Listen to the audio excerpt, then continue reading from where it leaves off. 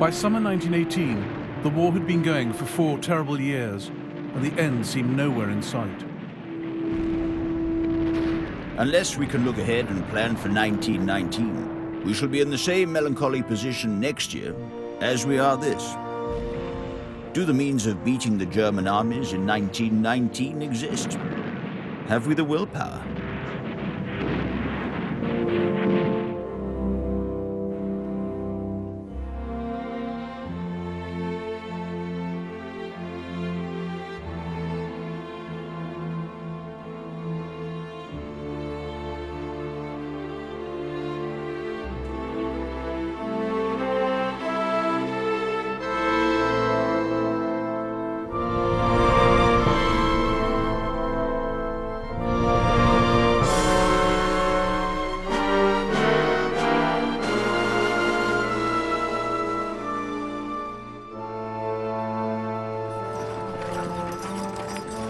Since spring 1918, the Allies on the Western Front had been battered by German offensives.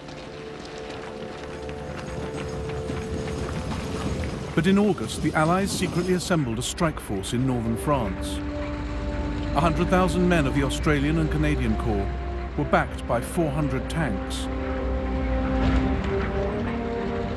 1,900 planes, 2,000 guns, 3 cavalry divisions. General Sir Henry Rawlinson, British commander at the Somme in 1916, had learnt from the past. He embraced new ideas, the close combination of men and machinery, the importance of achievable goals. My only difficulty will be to get enough divisions and to keep the thing secret. Rawlinson aimed his assault at a weak 12-mile sector of the German line, east of Amiens. He had the French in support to the south. General Erich Ludendorff, Joint Commander-in-Chief of the German Army, neither knew of an attack nor feared one. We should wish for nothing better than to see the enemy launch an offensive.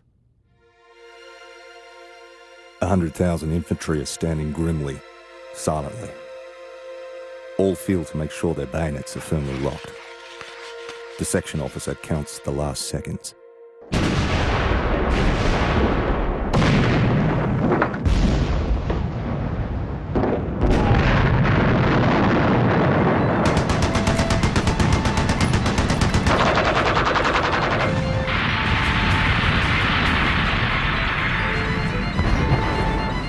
The speed was terrific. Within a few moments of the Huns running from our tanks and infantry, our guns were coming up into new forward positions. It was glorious to be in the rush of an advance.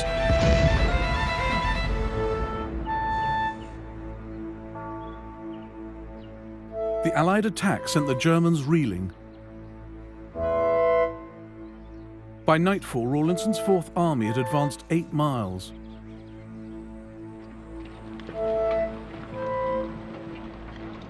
They killed and seriously wounded 9,000 Germans and captured 18,000 more.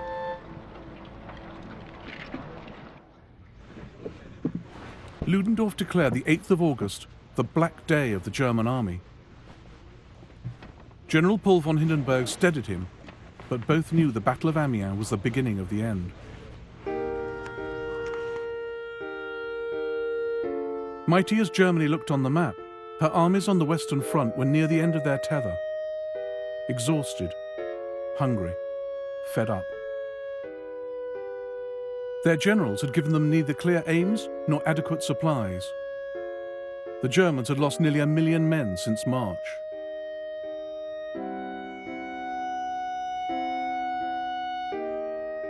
Ludendorff blamed the home front for spreading defeatism. I was told of behavior which I openly confess I should not have thought possible in the German army. Whole bodies of our men had surrendered to single soldiers. Germany's problems went beyond poor morale.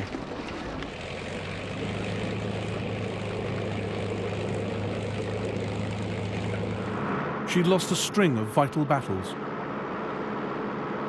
The battle of the factories and technology.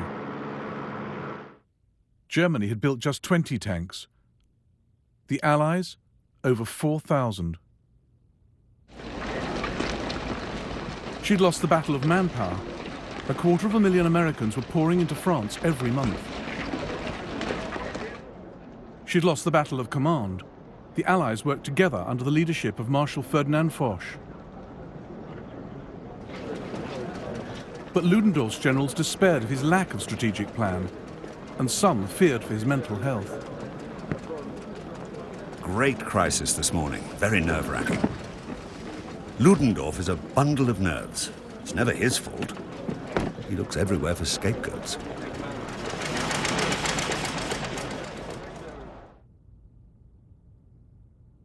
After Amiens, Foch orchestrated a series of attacks up and down the German lines. First French, then British, now American. The Germans fell back under the rain of blows.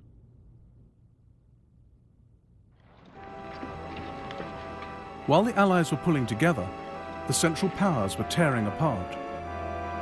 In Austria-Hungary, 1/3 soldiers had deserted. The people at home were starving. The multi-ethnic empire was splintering. Its Poles, Czechs and Bosnians saw defeat as their chance to pursue independence. In mid-September, the Austrian Emperor Karl told the Kaiser he wanted to negotiate with the Allies. The Kaiser begged him not to. I cannot refrain from expressing to you my astonishment and sorrow that you could even think of doing this. You must know how destructive this course of action is. But Karl had already sent his proposal for talks to the Allies, and they just threw it back in his face. Another great empire allied to Germany was dying. The 600-year-old Ottoman Empire was a spent force. Britain was driving the Turks out of Mesopotamia, Palestine and Syria. They were now fighting for their lives, not for Germany. Then the third link in Germany's alliance chain started to give way. Germany needed Bulgaria to hold the Balkan front. But by September 1918, a huge Allied force had gathered in Macedonia. If the Bulgarians folded, the Allies' way would be clear to Austria-Hungary.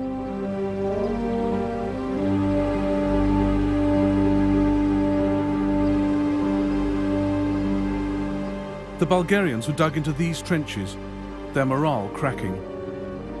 Crown Prince Boris was almost attacked by his own soldiers when he visited the front. We are naked, barefoot and hungry. An empty knapsack does not guard a frontier.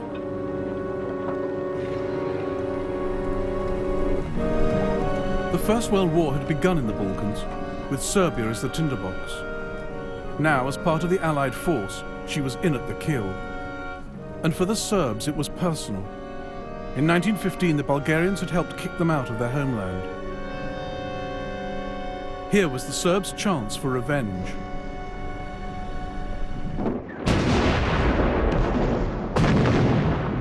The heavy artillery made the Bulgarians crawl deep into their shelters. All the excitement made my hair stand on end. My blood was up.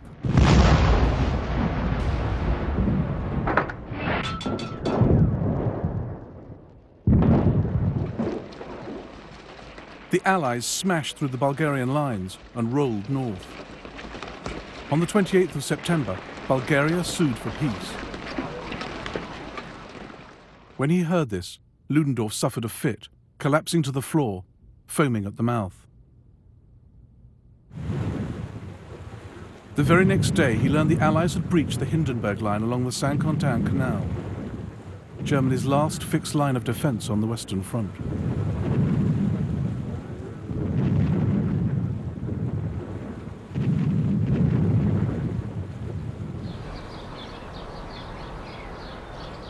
Two days later, on the 1st of October, Ludendorff summoned his senior staff to his headquarters in Spa.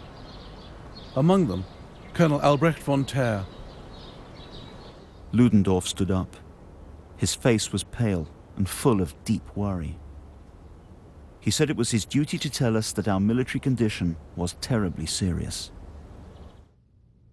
Bulgaria has already been lost. Austria and Turkey are both at the end of their strength. Any day now, our Western Front could be breached. Therefore, the Supreme Army Command demands that a proposal for bringing about peace be made without delay. Ludendorff's stark decision to ask for an armistice, or ceasefire, was a terrible shock. Generals quietly sobbed. When Ludendorff left the room, terror followed him. I grabbed his right arm with both hands and said, "Your Excellency, can it be true? Is that the last word? Am I awake or dreaming?" I was completely beside myself. He remained calm and gentle and said to me with a deeply sorrowful smile, "Unfortunately, that is how it is, and I see no other way out."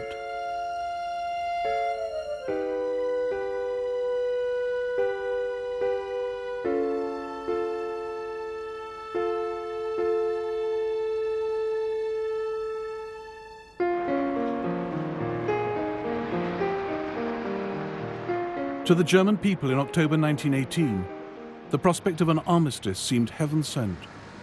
A great sigh of relief escapes from the lips of the tormented nation. This means peace you can hear at every corner of the streets. And peace smiles in the eyes of every little shopgirl in the baker's or grocer's.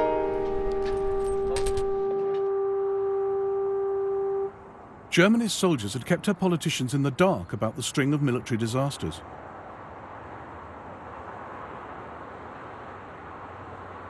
So the news that they wanted an armistice came as a bolt from the blue. The deputies were absolutely broken.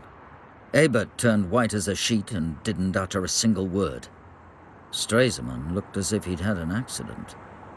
Secretary Waldo is believed to have left the room saying, "The only thing left to do is to shoot oneself in the head." But peace talks were still a way off. First, the terms of the ceasefire would have to be settled. Germany approached US President Woodrow Wilson, asking him to broker the armistice with the Allies. They chose him because he'd already proposed a peace plan, the 14 points. French Prime Minister Clemenceau was unimpressed. 14 points? The good Lord has only 10. Wilson's points were an idealistic package of liberal principles, including rights to national self-determination and a League of Nations to watch over it all. Germany believed Wilson would secure a fair deal for them on this basis. We are ready to be just to the German people, to deal fairly with the German power as with all others. To propose anything but justice to Germany would be to renounce and dishonor our own cause. But Wilson also insisted Germany had to admit defeat and democratize. And Britain and France didn't want to talk about a new world order until the war was over. While the politicians argued, the fighting raged on. Germany's U-boats continued to sink Allied ships in the Atlantic. And as her armies retreated across France, they looted and laid waste.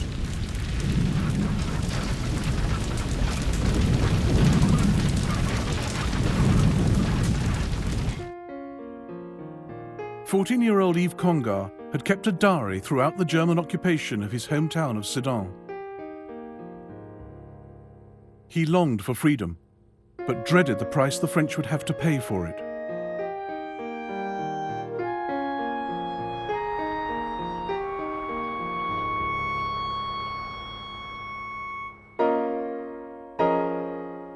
So here it is, the great moment we spent the last 4 years waiting, hoping, begging for, and yet it brings with it the horror of bombing, gas, fire, perhaps death. We may never see our friends again. Many might be killed, the entire town destroyed. Our one great hope is an armistice. The First World War did not go quietly.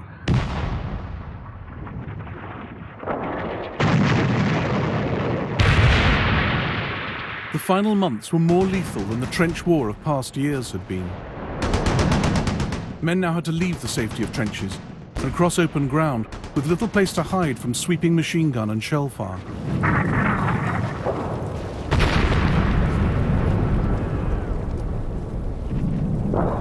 British casualties in autumn 1918 were higher than those exactly a year before, during the terrible Battle of Passchendaele, the epitome of trench slaughter.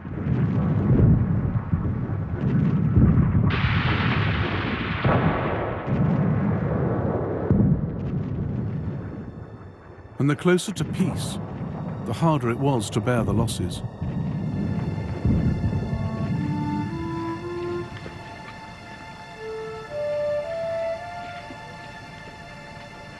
It was a slaughterhouse, just a mass of mangled flesh and blood.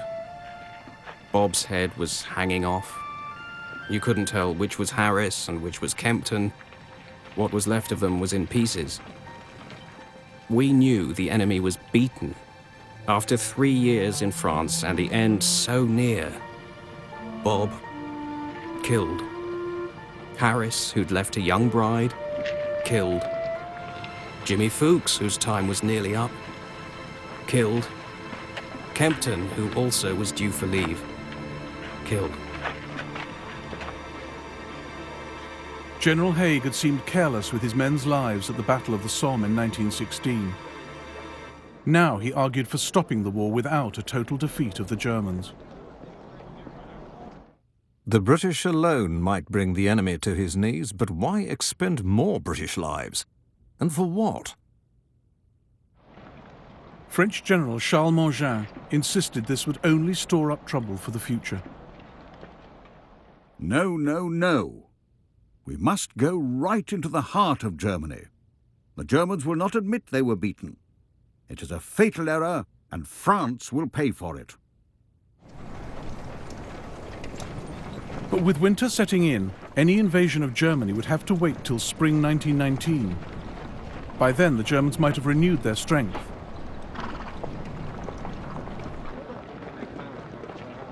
Marshal Foch believed France would get what she wanted by negotiation. No need to battle on to Berlin.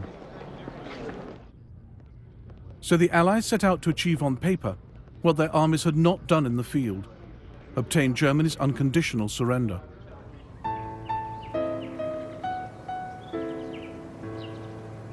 Foch chose to meet the Germans in Compiègne, 45 miles northeast of Paris, in a secluded forest through which a railway line conveniently ran.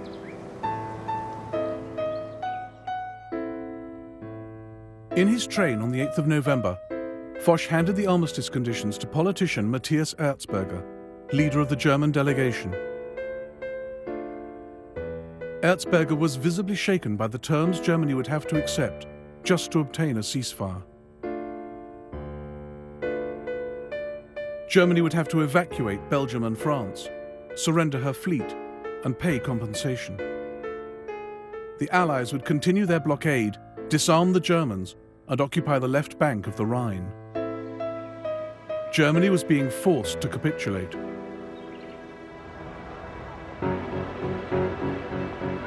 Meanwhile, the country Erzberger represented was falling apart, its cities swept by revolution.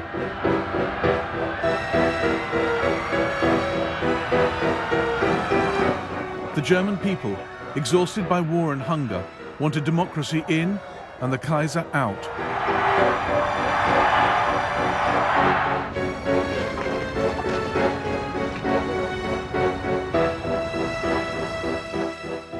But it was the German army which forced the Kaiser to abdicate.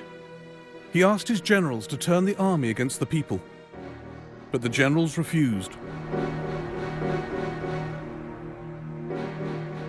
The army will return home in good order under its generals, but not under the command of your majesty. It no longer stands behind your majesty. the Prussian dynasty of Frederick the Great was over.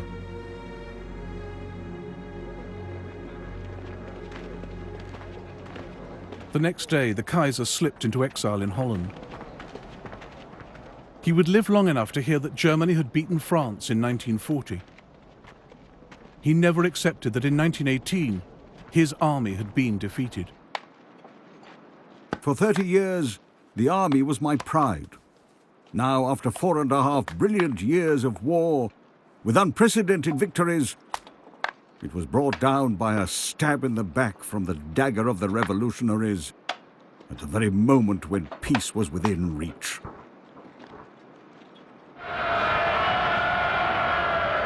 Most Germans rejoiced at the news that the Kaiser had gone. I felt as if a heavy weight had suddenly been lifted from my heart. This definitely means the armistice will be signed.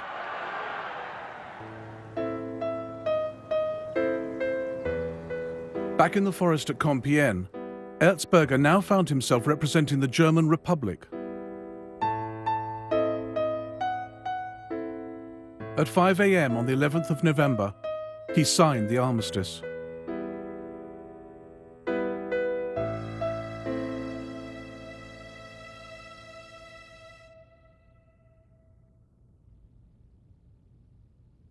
Hostilities temporarily cease, 1100 today, when all offensive action will cease. Present outpost line to be maintained and no troops to pass east of it other than road, etc. reconnaissance and working parties. No conversation with enemy to be allowed.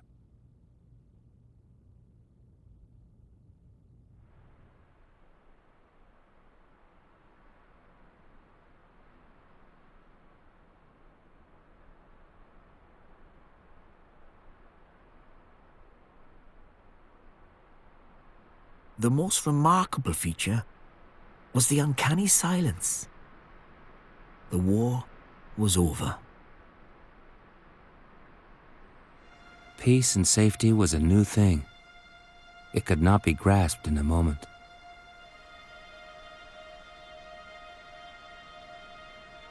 A dreadful blow. I was just beginning to enjoy it.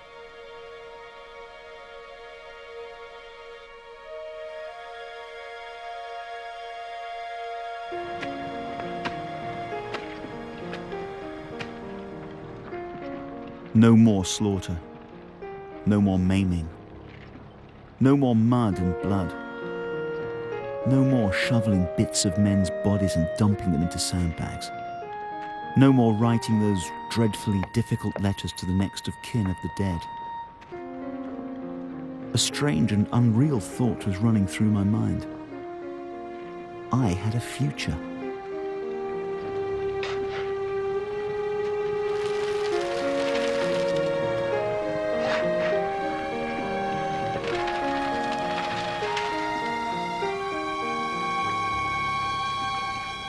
It was the 11th hour of the 11th day of the 11th month.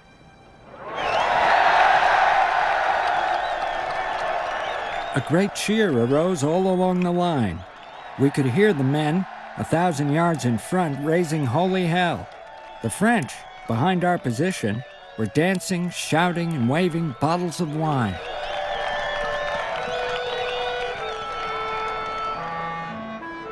We were stupefied to see crowds of Boche running over to us between the minefields with their hands up and yelling like mad. They were crazy for cigarettes and chocolate. We had some burned rice that our boys wouldn't eat, and they fell on it like wolves.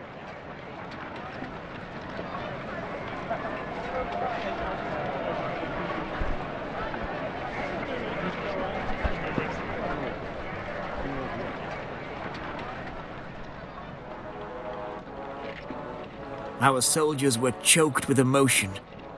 I thought about my family, about all the women of France.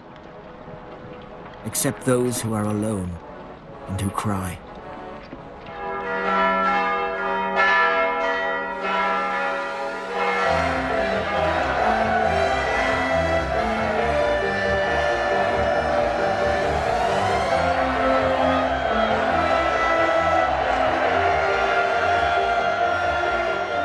One great wave of joy swept round the world and found its way to every nook and cranny. No one was more delighted than our African soldiers, who cheered themselves hoarse. Everybody came out. Disabled old men, old women in slippers, and housewives leaving lunch on the stove. I wept with joy. 5,000 Indian soldiers lit their torches. The hilltops burst into fire with scores of bonfires. I found myself arm in arm with soldiers I had never seen before. I forgot where we went, toured the streets, and sang and sang. The significance of what it means was overwhelming. Peace.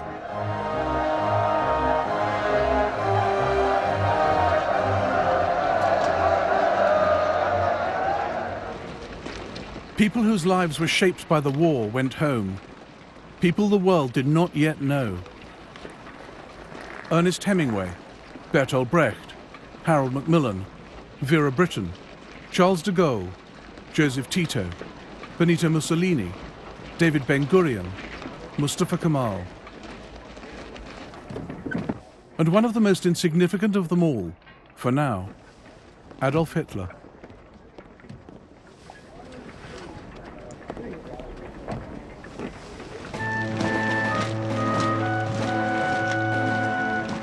The German armies in France and Belgium headed home. How we had looked forward to this moment. We used to picture it as the most splendid event of our lives. And here we are now, humbled, our souls torn and bleeding. But we can be proud of our performance. Never before has a nation, a single army, had the whole world against it and stood its ground. We protected our homeland. They never got into Germany.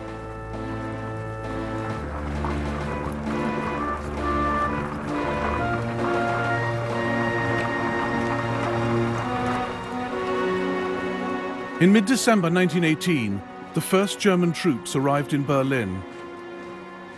The people welcomed them as an army with no cause to feel ashamed. The men wore green laurel wreaths over their steel helmets. The machine guns were garlanded with green branches. Many a soldier had a child or sweetheart on his flower-wreathed horse. A feeling of confidence, of fresh hope in the future, seems to have returned with the troops. Germany's new Republican Chancellor, Friedrich Ebert, reinforced the dangerous illusion that they had not been beaten in this war. I salute you, who return unvanquished from the field of battle.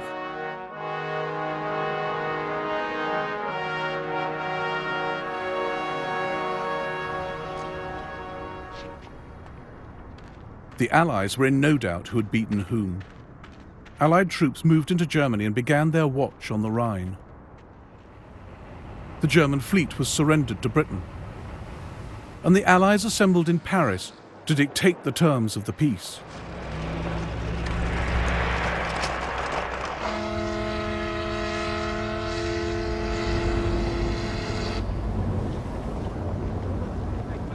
US President Woodrow Wilson crossed the Atlantic to put his idealism to the test. We have used the great words right and justice. Now we are to prove whether or not we understand those words and how they are to be applied.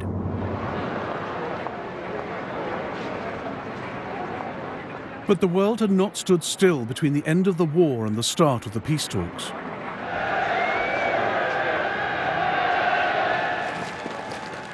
On the 22nd of November 1918, the Belgian King Albert came home in triumph to Brussels.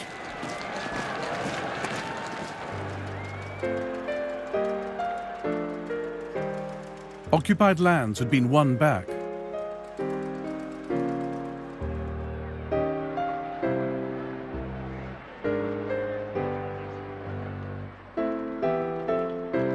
The French repossessed Alsace-Lorraine.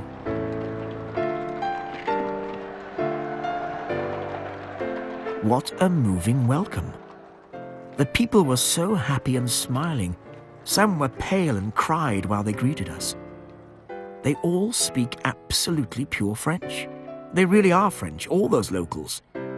We were treated like victors, like saviors.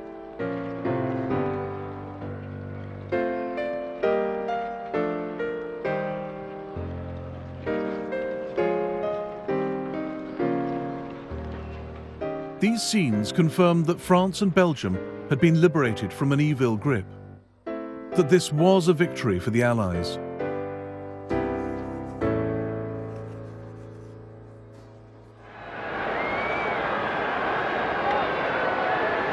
And in Eastern Europe, new nations arose out of shattered empires. They didn't wait for the peace conference to bring them self-determination. They tore down all signs of foreign rule and put up new frontiers.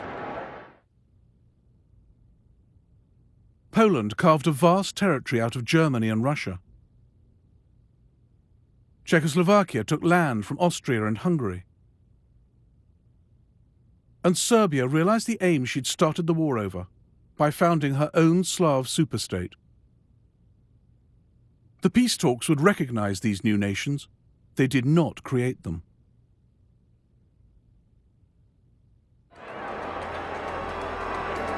"27 countries met in Paris to divide the spoils and define the peace. The losers were not invited.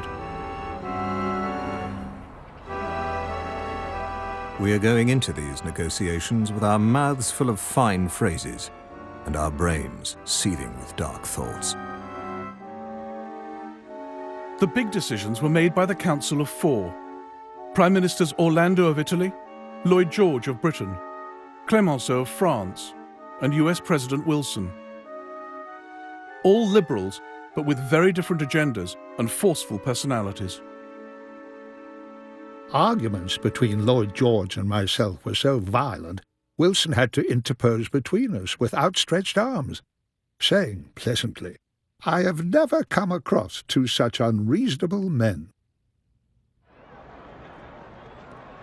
Clemenceau wanted Germany restrained for the sake of French security. Orlando wanted more territory for Italy. Lloyd George looked beyond Europe to safeguard the British Empire. Wilson wanted his new world order with justice and democracy for all. But first, there was the little matter of settling the war, and that would force Wilson to compromise his ideals.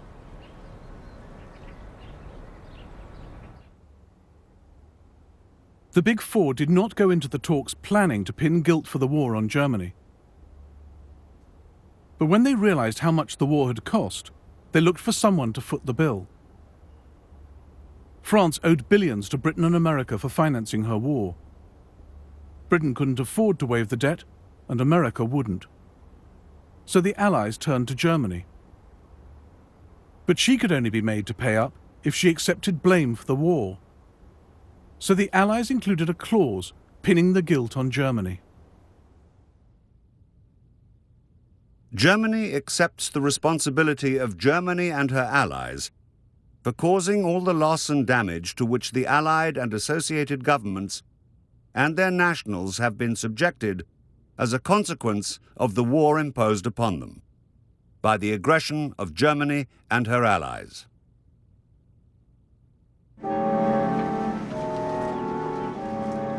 On the 7th of May 1919, the German delegation came to collect the treaty, expecting to find an even-handed settlement infused with Wilson's sense of fair play. They were horrified by what they read. 440 articles beating Germany into submission. The Germans protested so vehemently, particularly against the requirement to admit war guilt, that Lloyd George worried that the Allies had gone too far. A member of his own delegation, the renowned economist John Maynard Keynes, was openly critical. He felt that forcing Germany to pay reparations could ruin Europe, politically and economically. The policy of reducing Germany to servitude for a generation, of degrading the lives of millions of human beings, should be abhorrent and detestable. But Clemenceau believed the terms were fully justified, and Wilson's line had toughened. He had wanted to treat Germany fairly, but as a liberal he was appalled by the way she'd waged war, and as President of the United States, he wanted America's loans repaid. It is a good thing that the terms should be so hard, so that Germany may know what an unjust war means. If the Germans won't sign, then we must renew the war.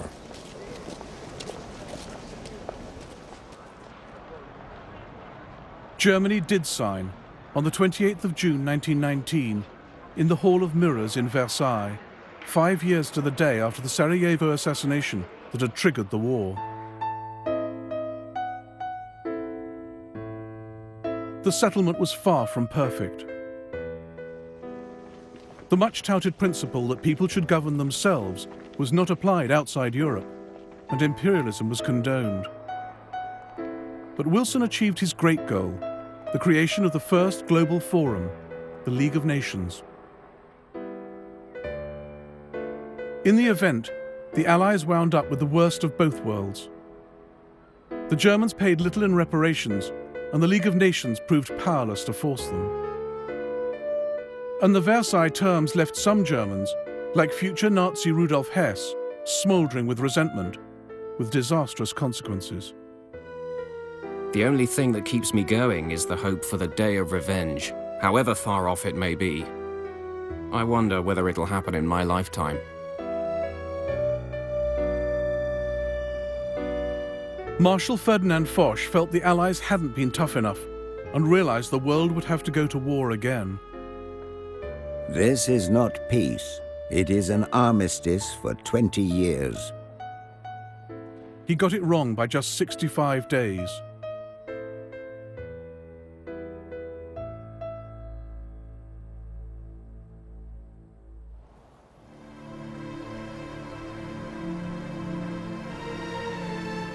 Men were killed in the war's final hours, whose last letters did not reach home for weeks. Men like Marius Socas, who wrote to his father in Morocco. Dear Dad, if I were to die in a future attack, don't cry. There's no point. I would only be doing my duty and would die like many others for a noble cause. A great ideal. I am proud to be your son, and I want to tell you today, because who knows what the future holds. I love you more than I have ever shown you.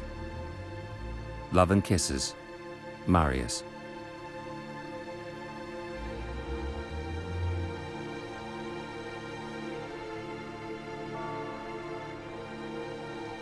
Around 10 million soldiers were killed in the war, prompting Lloyd George's sardonic comment. When I look at the appalling casualty lists, I sometimes wish it had not been necessary to win so many great victories.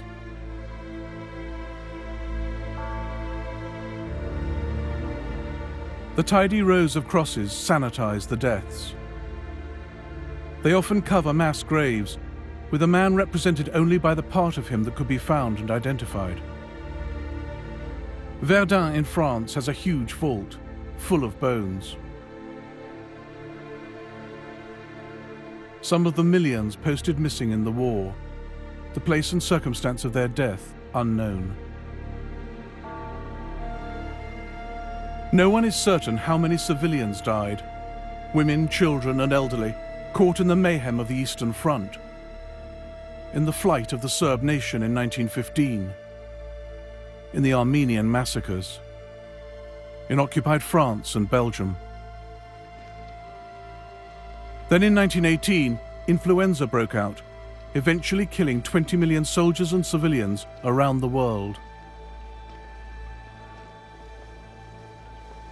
20 million men were wounded by the war, of whom several million were badly mutilated.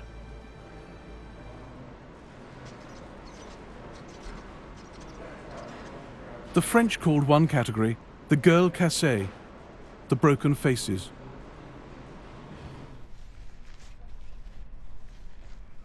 Some were given human masks to hide their wounds.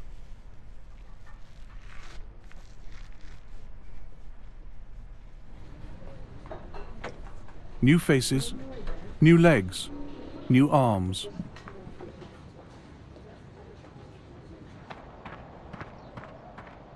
New mines were more difficult. No one really knew what to do with the victims of shell shock. Soldiers with a range of disorders were filmed, including 19-year-old Private Preston, his memory blank, responsive only to the word bombs.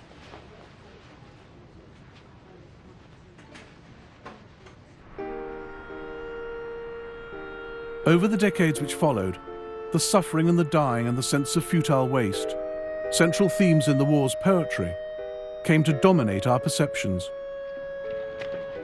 Come back, come back. You didn't want to die. And all this war's a sham, a stinking lie. And the glory that our fathers laud so well, a crowd of corpses freed from pangs of hell.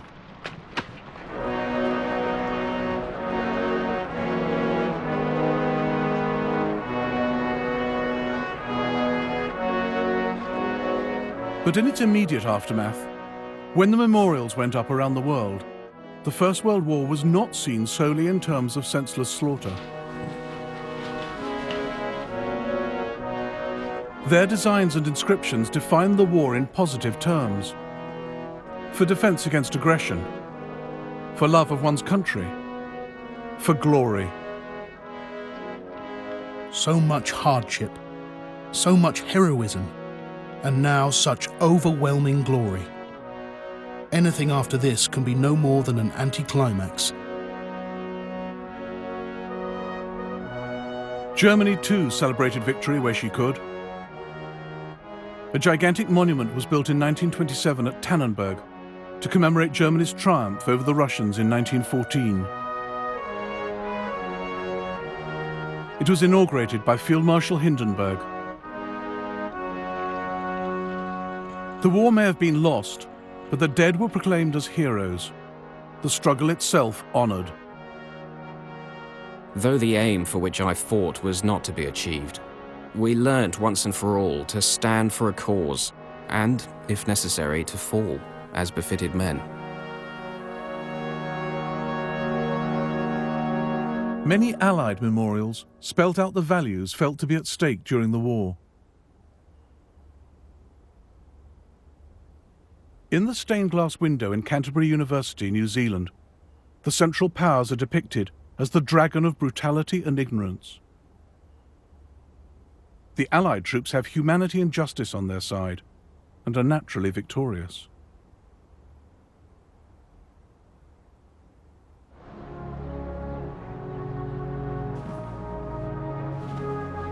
The years after the war were defined by the search for significance in the loss.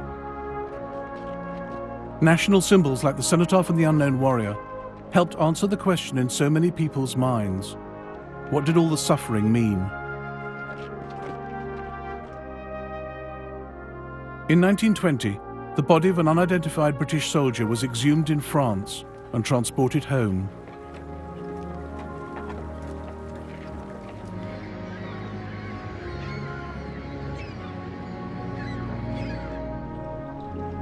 On the 11th of November, the unknown warrior was brought to Whitehall.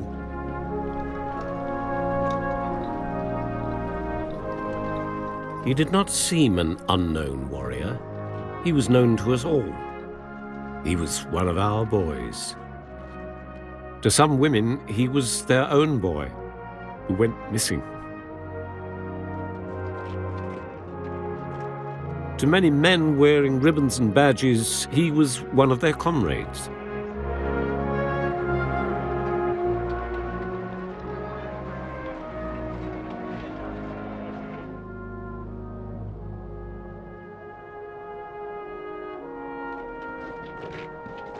It was the steel helmet, the old tin hat, lying there on the crimson of the flag, which revealed him instantly. Herbert Thompson had lost his eyesight in the war. He could not see the proceedings, but he could feel them. There was ineffable sadness and melancholy, yet a message of inspiration and hope, as if the spirit of the unknown soldier had whispered, "Courage, brother. Hope on." I felt with my comrades almost ashamed that I had given so little, while he who was sleeping by us had given all.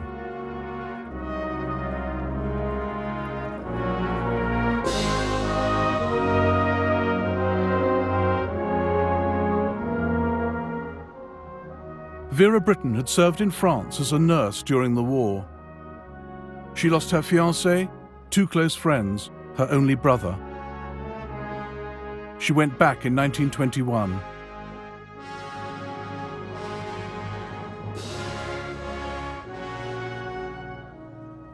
At Amiens, we stood in the dimness of the once-threatened cathedral.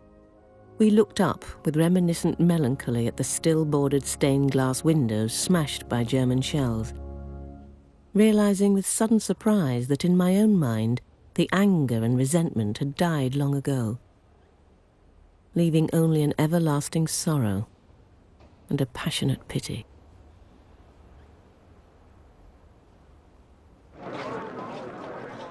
The First World War had achieved its basic aim of containing German and Austrian militarism, at least for the moment.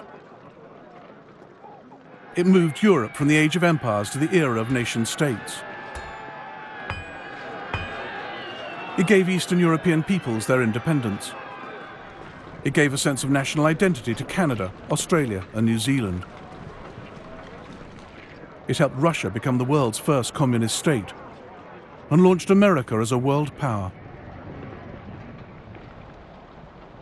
The ideas for which men fought have proved lasting: democracy and liberalism, religious faith and nationalism.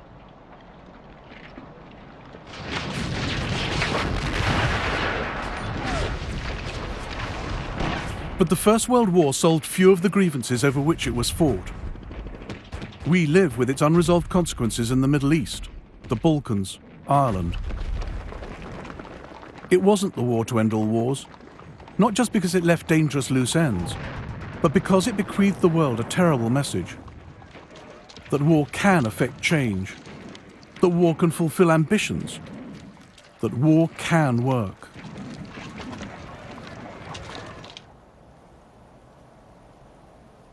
The battlefields were tidied up, or ploughed over, or just abandoned. But they held their grip on the soldiers who'd fought on them, on those who dared go back.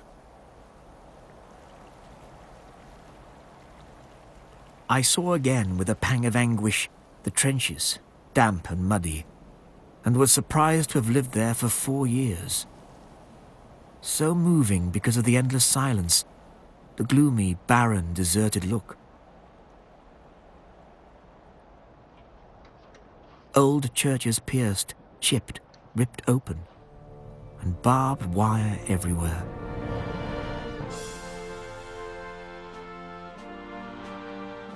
Life resumes. Things remain the same.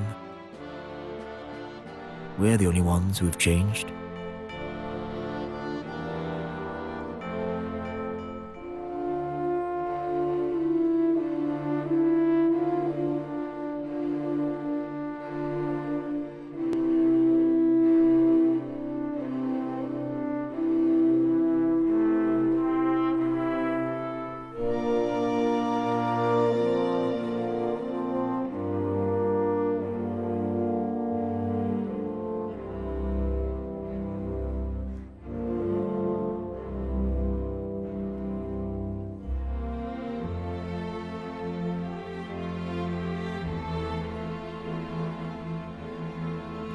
Forward to the Second World War here on BBC4 this evening, exposing Hitler's most dangerous secrets with Operation Crossbow next. And then at 10 to midnight, keeping morale up at the front with the men and women putting their all into entertaining the troops. Stay with us.